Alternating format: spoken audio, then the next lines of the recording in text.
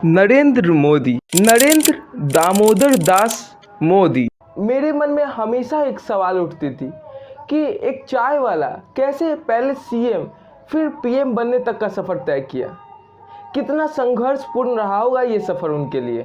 लेकिन तभी ओप्रा विनफ्रे की एक बड़ी अच्छी लाइन याद आती है, where there is no struggle there is no strength. और ये लाइन एकदम सटीक बैठती है पीएम नरेंद्र मोदी पे।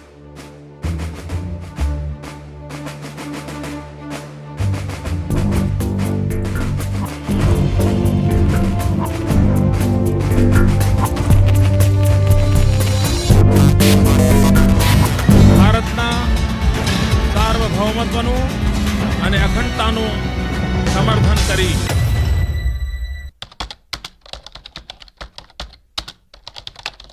जब मैं रिसर्च कर रहा था इस टॉपिक पे, तब इनका डिटर्मिनेशन और इनके लाइफ की स्टोरी को जान के मैं तो शॉक ही हो गया कि कोई इतना डिटर्मिनेशन के साथ कोई इतना संघर्ष कैसे कर लेता है। ये हैट्रिक है।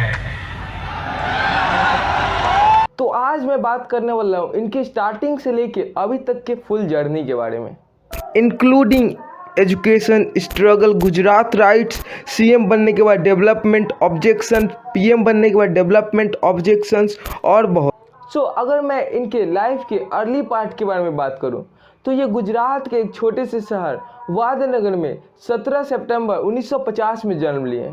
इनके फादर का नाम था दामोदर दास मूलचंद मोदी और इनकी माता जी का नाम था हीराबेन मोदी।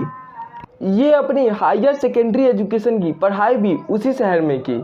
इनके टीचर्स बताते हैं कि ये एक एवरेज स्टूडेंट ही थे, लेकिन वो ये भी बताते ये कमाल के डिबेटर थे अपने स्कूल लाइफ में। अगर आप ध्यान से देखो तो आज के टॉप सक्सेसफुल लोगों में से किसी ने आज तक कोई फॉर्मल एजुकेशन से टॉप पोजीशन हासिल नहीं की, चाहे वो इलोन मस्क हो, वॉरेन बफेट हो, गौतम अदानी हो, मुकेश अंबानी हो, ओप्रा विनफ्रे हो, गैरी वी हो, नरेंद्र मोदी हो, बिल गेट्स हो। इन लोगों को साइड करके हम अब अपने मेन टॉपिक पे लौटते हैं। जब ये 8 साल के थे तभी इन्होंने आरएसएस से इंट्रोड्यूस कराया गया और ये लोकल ट्रेनिंग सेशन भी अटेंड किया करते थे।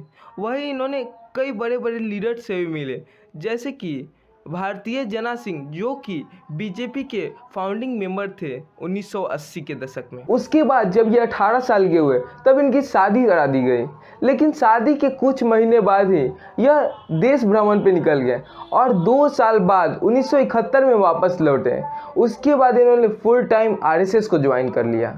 लेकिन इनका फर्स्ट नोन पॉलिटिकल एक्टिविटी था जना सिंह सत्याग्रह, जो कि अटल बिहारी वाजपेयी के द्वारा लीड किया जा रहा था इन 1971, जो कि बांग्लादेश लिबरेशन वॉर के लिए हो रहा था।